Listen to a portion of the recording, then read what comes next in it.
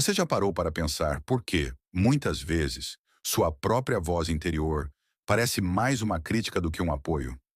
Aquela insegurança constante, a dúvida se é realmente bom o suficiente. Essas falas internas podem ter uma origem que poucos exploram: a infância e o ambiente familiar. Será que, sem perceber, você ainda carrega ecos das críticas ou expectativas de figuras importantes na sua vida? E se essas vozes pudessem ser reconhecidas e desconstruídas, permitindo que você liberte seu verdadeiro potencial? Neste vídeo, vamos mergulhar na raiz dos pensamentos negativos que herdamos, revelando como reconhecer esses padrões e transformá-los. Entender como as experiências da infância influenciam o diálogo interno é um primeiro passo para redescobrir sua própria voz, longe das limitações impostas pelo passado. Se você está em busca de mais autoconhecimento e liberdade emocional, fique até o final. Essa jornada pode transformar sua relação consigo mesmo. À medida que crescemos, cada palavra e gesto das figuras parentais ajudam a construir um manual interno de como nos comportar, sentir e reagir ao mundo. Em uma família que sempre elogiou o desempenho acadêmico, por exemplo, é comum que a criança desenvolva uma tendência a se autocobrar e associar sua identidade com o sucesso escolar. Já em lares onde a crítica é constante, surge o medo de errar ou o sentimento de inadequação. Esses exemplos mostram como, de maneira sutil, nossa visão de mundo começa a ser moldada com base no que ouvimos e presenciamos. Esses padrões de pensamento formam uma espécie de programação que carregamos para a vida adulta. Muitas vezes, nem sequer questionamos por que somos tão autocríticos ou por que temos medo de arriscar.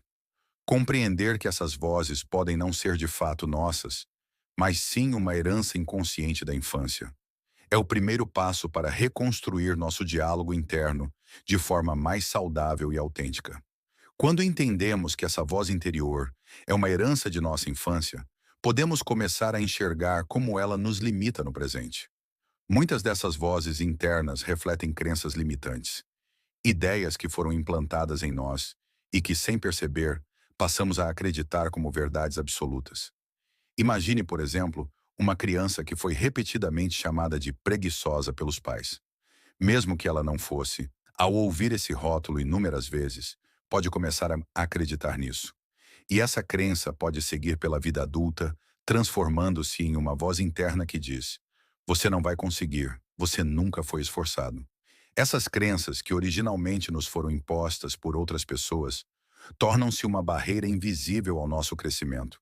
Sempre que pensamos em nos arriscar ou tentar algo novo, essa voz interior se manifesta, minando nossa confiança e reforçando a insegurança. Esse ciclo de autossabotagem é um reflexo direto das crenças limitantes que se formaram na infância e se cristalizaram ao longo dos anos. Reconhecer que essas ideias não são inerentes a quem somos, mas uma construção adquirida, é essencial para desafiá-las e substituí-las por pensamentos mais saudáveis e libertadores. Uma vez que entendemos que nossa voz interior pode estar distorcida por crenças limitantes, o próximo passo é identificar padrões específicos de pensamento que nos prejudicam. Essa identificação requer atenção ao tipo de mensagem que nos damos diariamente. Frases como "nada do que eu faço é bom o suficiente" ou "eu sempre erro" são indícios de uma autocrítica enraizada. Analisar nossos pensamentos de maneira objetiva e racional, buscando reconhecer esses padrões, nos permite distinguir entre críticas construtivas e as que apenas reforçam uma visão negativa de nós mesmos. Essa etapa de identificação é crucial, pois muitos desses padrões de pensamento se manifestam de forma tão automática que acabamos aceitando-os sem questionamento. Manter um diário, por exemplo, onde anotamos nossas reflexões, pode ser uma prática útil para observar o que está por trás de nossas falas internas. Ao fazer isso, começamos a perceber a origem e a intensidade de cada pensamento, o que nos ajuda a avaliar se eles realmente refletem a realidade ou se são apenas repetições do passado. Outra técnica poderosa para reprogramar a voz interior é substituir pensamentos negativos por afirmações positivas e realistas. Em vez de pensar "eu sempre falho", você pode treinar sua mente a dizer: estou aprendendo e melhorando a cada dia. Ao trocar uma crítica por uma perspectiva construtiva, você cria espaço para desenvolver uma autoconfiança genuína. Reprogramar a voz interior é um trabalho diário, mas com o tempo, a persistência torna essa voz um verdadeiro apoio e não mais um obstáculo. Uma vez que você começa a desconstruir a voz crítica, é importante adotar ferramentas que ajudem a fortalecer uma nova voz interior, mais positiva e alinhada com quem você realmente é. Práticas como a meditação e a atenção plena, mindfulness, são eficazes para cultivar uma mentalidade mais equilibrada e consciente, permitindo que você observe seus pensamentos sem se identificar completamente com eles. Quando você percebe que um pensamento negativo está surgindo, consegue observá-lo como um visitante, sem deixá-lo definir quem você é. Além disso, exercícios de gratidão e autocompaixão são ferramentas valiosas para nutrir uma voz interior mais gentil. Escrever diariamente pelo menos 3 coisas pelas quais você é grato, por exemplo, ajuda a redirecionar o foco dos seus pensamentos para o que há de positivo. A prática de se elogiar por pequenas conquistas ou de reconhecer seu próprio esforço também contribui para reforçar uma mentalidade de apoio.